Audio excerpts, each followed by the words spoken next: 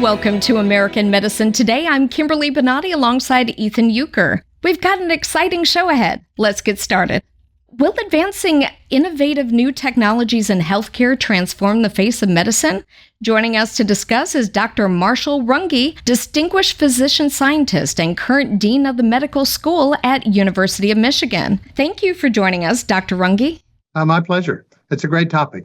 You're at the forefront of revolutionizing the industry. Can you tell us more about some of your contributions?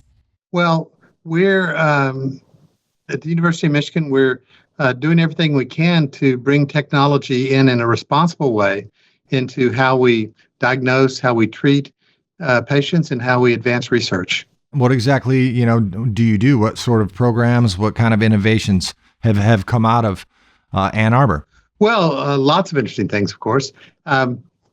Specifically with regard to technology, we have spent a great deal of effort advancing, I'll give you two examples, advancing technology around research in understanding what's called precision health. And that is, we have set up platforms that allow us to look at vast amounts of data, analyze those by AI sometimes, that includes genetics and genomics and where you live, your zip code, other demographic factors, on about the 4 million patients that we have in our database. It's all done anonymized completely, and protected health information is paramount.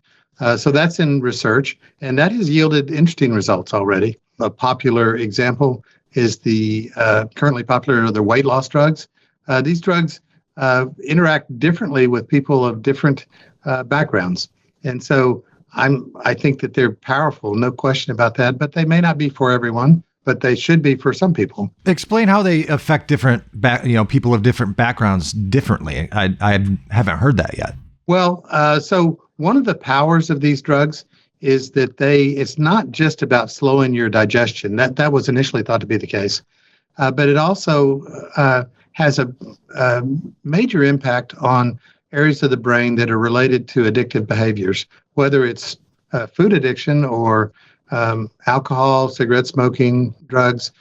These all cause a release of dopamine. In some people, that is a major driver. In other people, it's not a major driver. We're going to take a quick break. We'll be right back continuing the discussion with Dr. Marschall Runge after this. You are watching American Medicine Today.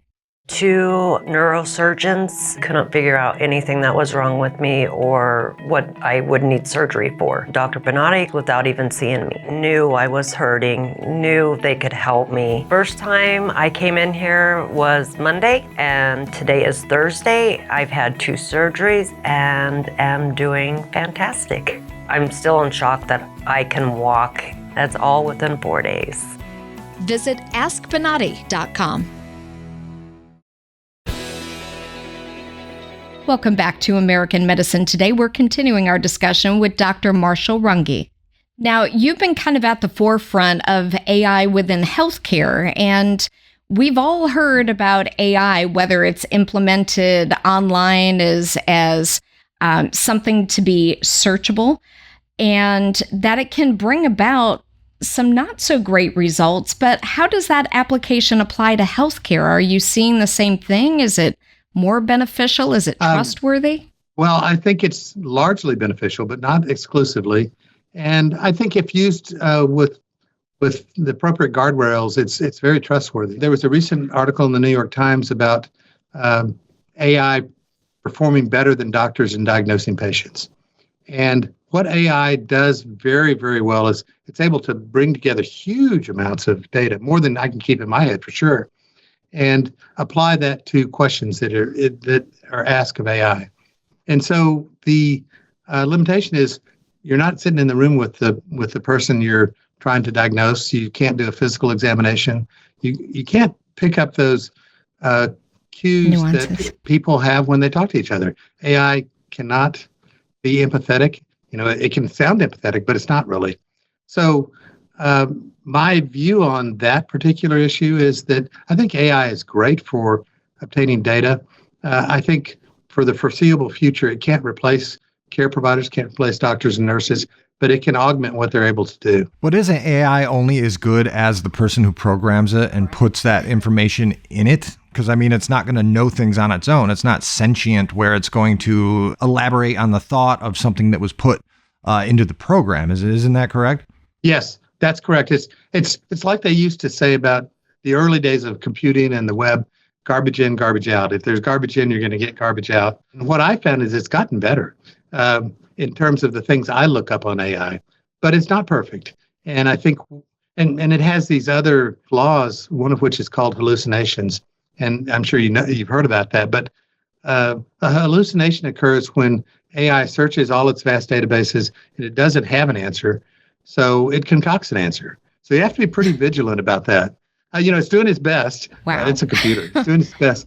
But there's been a lot of emphasis in trying to reduce those, what are called hallucinations. I think they're just, it's kind of made up facts. Yeah, well, that's scary because to Ethan's point, when you talk about kind of who's giving it its guidelines, would somebody like Big Pharma have a stake in it? And then they're suppressing information or only giving information that's beneficial to them. So that's always in the back of my mind when I hear AI, who is giving it its parameters. But yes, they can certainly digest a lot of information, and no, we don't want AI's best guess. Right. And I think the idea behind the current AI platforms, and there's several good ones, are that it scours the internet. But your question is exactly on target because it's who decides. How does AI decide? Is that real, or is that just something that got whirling around because a person implanted it on social media and now it seems like it's a fact? I think I like your caution because I think it has enormous potential, but we're in the early days of AI. We're just skeptics by nature here at AMP. Well, that's good. Perhaps, maybe even Dr. Runge is AI. Think about that. No, I'm not a bot. I promise You're not a bot. Okay, now that's clarified. So you're also a champion of telemedicine, which is another thing that, there's controversy around that. And you almost kind of touched upon that when you were speaking about AI, that it's impersonal. There's not a physician there who's actually giving you an exam and a diagnosis face to face. Why such a fan of telemedicine? Well, I'm a big fan of it for a couple of reasons. We were doing very little telemedicine before the pandemic. It was about 3 or 4% of the patient visits we did.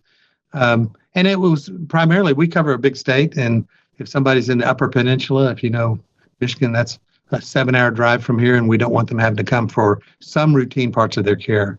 During the pandemic, we got up to where we were using telemedicine in more than 25% of our visits because people didn't want to come to the hospital. They didn't want to risk getting infected. And it proved to be very useful. I'll tell you a couple of instances where I think it's useful and others where it's not. So in mental health, telemedicine can be very helpful because much of that is a conversation, and it has to be a personal conversation between a provider and a person, a patient. And it's proven to be very helpful because you can have much more rapid follow-up than often is possible. It's also very helpful, for example, if you've had a recent surgery for a follow-up.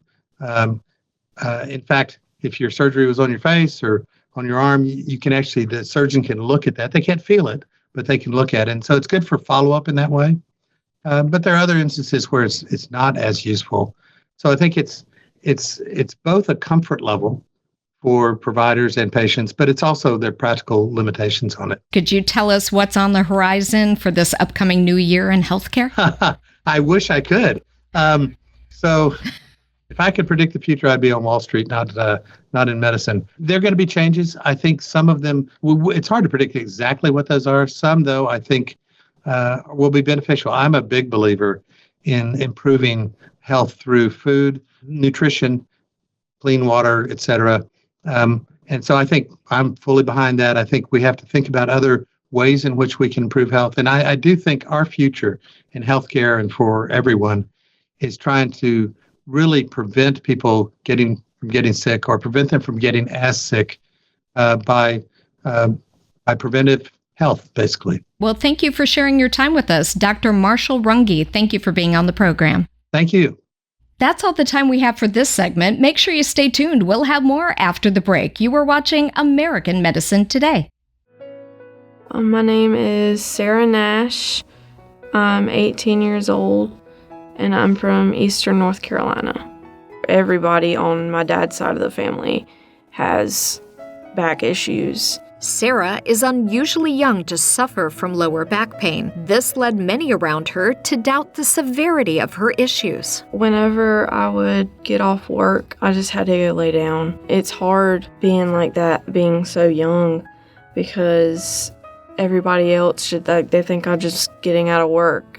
My back hurts, I can't do that. I'd say as little about it as I could, but at the same time, I couldn't do anything after work. Like I couldn't vacuum my house, and I couldn't mop my floor or do my laundry. I mean, it was kind of, that was it for the day. Where we live, the doctors and everything, I'm not sure if they really looked at my MRI, because it took me a year and a half. I've been dealing with it, and it's gotten worse every day. I've done the physical therapy, the injections, I've gone to rheumatology. I just felt like they were just sending me different places, juggling me so somebody else could deal with me. After trying conservative treatments with no relief and getting the runaround from doctors in her hometown, Sarah started to consider having surgery at the Bonati Spine Institute. I first came here to the Bonati Institute when I think I was a freshman in high school,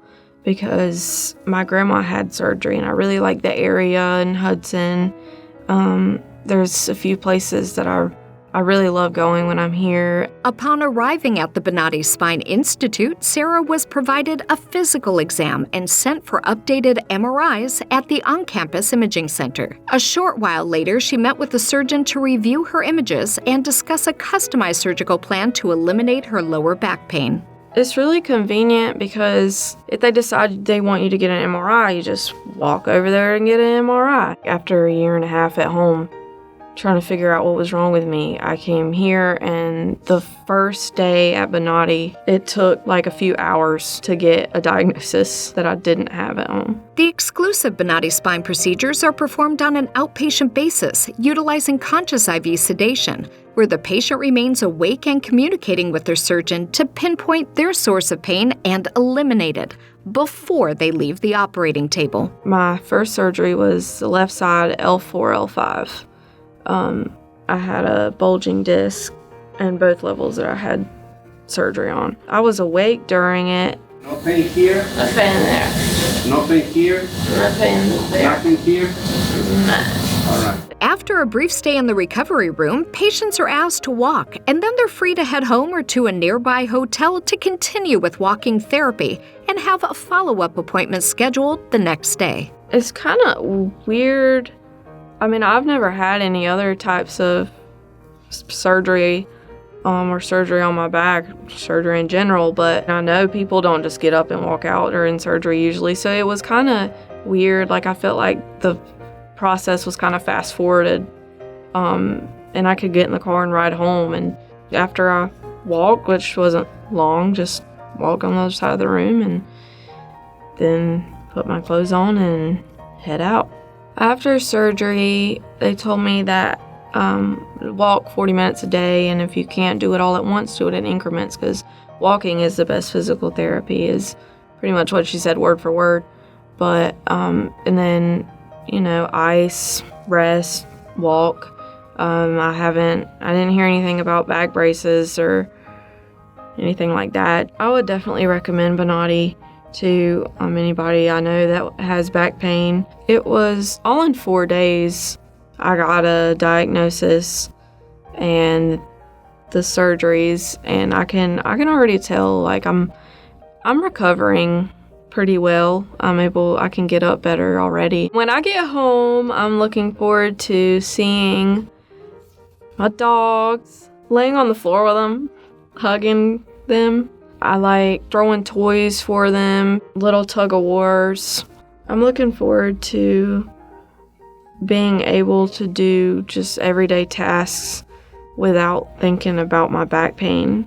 To see more stories of recovery just like this, search for the Bonati Spine Institute on YouTube, Rumble, Apple's App Store, Google's Play Store, Roku, and Amazon's Fire TV. Well, that wraps up this episode of American Medicine Today. You can check out previous episodes if you add American Medicine Today to your channel streaming lineup. If you have any comments or questions, contact us at the numbers below. Or you can tweet at Dr. Bonati using the hashtag American Medicine Today or hashtag AMT. We would like to hear from you.